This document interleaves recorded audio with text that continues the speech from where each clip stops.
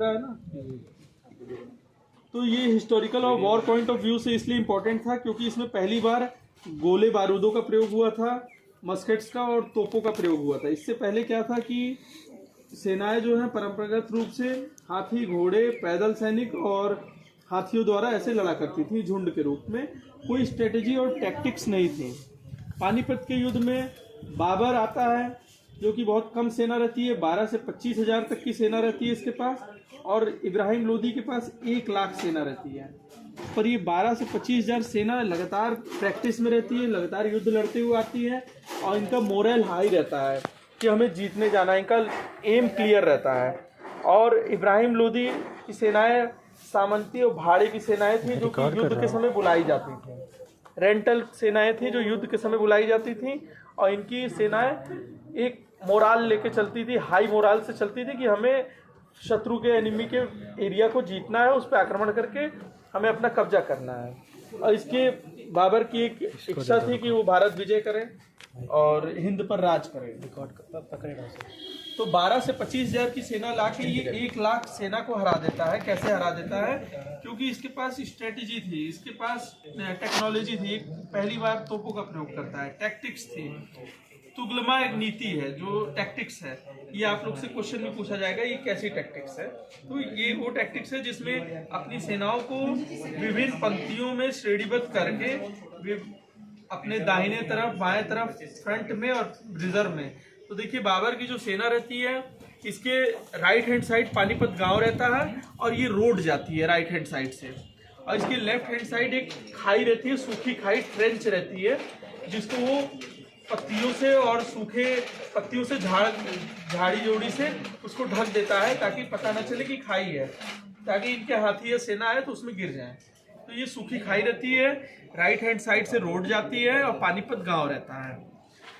बाबर की जो सबसे आगे ये देखेंगे आप यहाँ पर फ्रंट में, बाबर के सबसे फ्रंट में ये 700 कार्ट्स रहते हैं, 700 कार्ट्स रहते हैं, बुलक कार्ट्स रहते हैं। उसके पीछे ये तुर्रे रहते हैं। तुर्रे एक शील्ड टाइप के रहते हैं जिसके पीछे ये मस्केट्स और तोपे लगा के रखता है। उसके पीछे सेनाएं प्रोटेक्टेड रहती हैं, अपने आप को एक प्रोटेक्शन प्रोवाइड कराता है। तो ये 700 कार्ड्स रहते हैं, ये तुर्रे रहते हैं, और इन तुर्रों के बीच की जो डिस्टेंस है ये 100 से 150 गज रहती है। ये आप लोग का क्वेश्चन बनता है कि तुर्रों के बीच की डिस्टेंस कितनी है, तो 100 से 150 गज। ये डिस्टेंस क्यों रखता है? ताकि इनकी सेनाएं इजीली डिप्लॉयमेंट हो सके, मूव कर सके, इसलिए डिस्टेंस गैप रखता है। अब ये देखिए फ्रंट में कार्ड्स, तुर्रे, मस्केट्स, और मस्केट्स की संख्या इनकी सेना में ज्यादा रहती है और तोप की संख्या कम रहती है। तो शत्रु सेना में, एनिमी फोर्सेस में कंफ्यूजन क्रिएट करने के लिए करते क्या है कि सेंटर में तोप डबल कर देते हैं, संख्या बढ़ा देते हैं, और साइड में मस्केट्स की संख्या बढ़ा देते हैं ताकि ये कंफ्यूजन क्रिएट हो जाए कि इनके पास तोपें बहुत ज्यादा हैं और ये लोग थोड़ा सहम जाए, डर जाए। अब इस प्रोटेक्शन, इस घेरे के पीछे देखिए, ये एडवांस फोर्स रहती है बाबर की, सबसे आगे एडवांस फोर्स रहती है, पीछे बीच में बाबर रहता है, उसके पीछे रिजर्व फोर्स रहती है।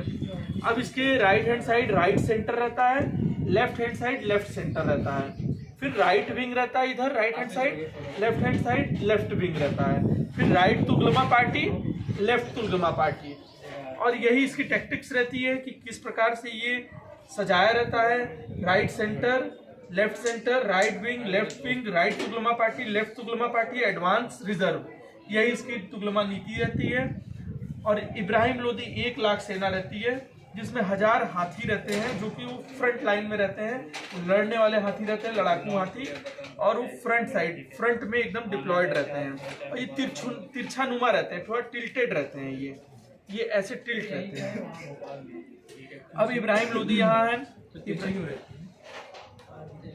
तिरछे रखता है, अपना कुछ सोच के रखता होगा, उसकी स्ट्रेटेजी थी, ऐसे तिरछे रखता है, हाथियों को ऐसे तिरछे रखता है। तो ये इब्राहिम लोदी है और उसकी ये एडवांस फोर्स रहती है। ये पीछे रिजर्व फोर्स नहीं रहती है, वो रियर फोर्स रहती है। फिर लेफ्ट विंग रहता है, फिर राइट विंग रहता है। हाथी टिल्टेड खड़े रहते हैं। कैसे, ये फर्स्ट पेज में ये दिखाना है कैसे डिप्लॉयड रहती है सेनाएं। तो हाथी इनके टिल्टेड रहते हैं, 1000 हाथी रहते हैं, फ्रंट में रहते हैं, advance force, rear force, left wing, right wing. अब देखिए संख्या इतनी ज्यादा रहती है कि पैदल सेना, घुड़सवार सेना, ये ज्यादा झुंड के रूप में ये सब खड़े रहते हैं, झुंडनुमा रूप में खड़े रहते हैं। तो फर्स्ट फेज में आपको बताना है, ये तोपची, बाबर का जो तोपची रहता है, ये अली कुली खान दाहिना तोपची, राइट हैंड में तोपची अली कुली खान रहता है, लेफ्ट वाला मुस्तफ़ा रहता है, ये याद रखिएगा। फाइल में आप लोग के नेम मेंशन है, एक एक नाम याद कर लीजिएगा कि एलसी पे, आरसी पे, एलडब्ल्यू पे, आरडब्ल्यू पे और एलटीपी, आरटीपी पे कौन कौन रहता है एडवांस रिजर्व पे। फाइल में लिखवाया गया है, उसमें देख लीजिएगा, एक एक नाम याद कर लीजिएगा, क्वेश्चन बन सकता है। तो जब फर्स्ट फेज आपको बताया जाएगा तो सिंपली इस तरीके से आप लोग को, भाई ट्रेंच दिख नहीं रहा है, सिंपली ऐसे आपको फर्स्ट फेज बना के दिखा देना है कि ये फर्स्ट फेज है। किसी कुछ परेशानी, डाउट है?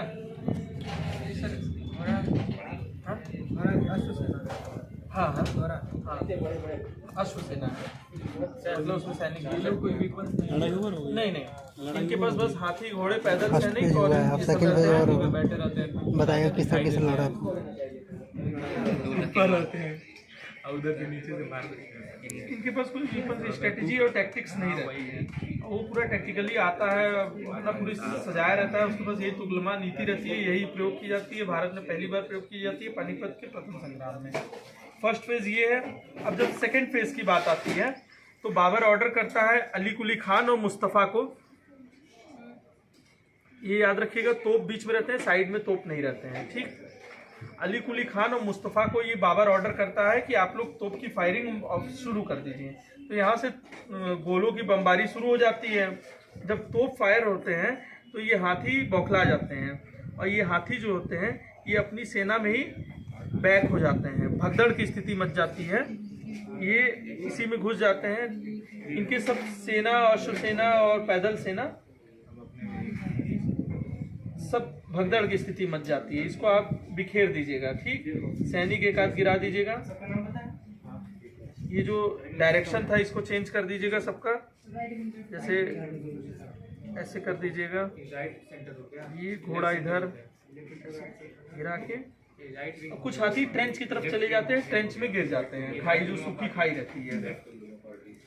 सेकेंड फेज में जब तोपों की बमबारी शुरू होती है तो सबसे पहले इनके में भगदड़ मच जाती है और सेनाएं आपस में ही भागने लगती है, हाथी भागने लगते हैं, घोड़े भागने लगते हैं, पैदल सैनिक मर जाते हैं, कुछ घोड़े मर जाते हैं और इनकी डायरेक्शन पूरा चेंज हो जाती है।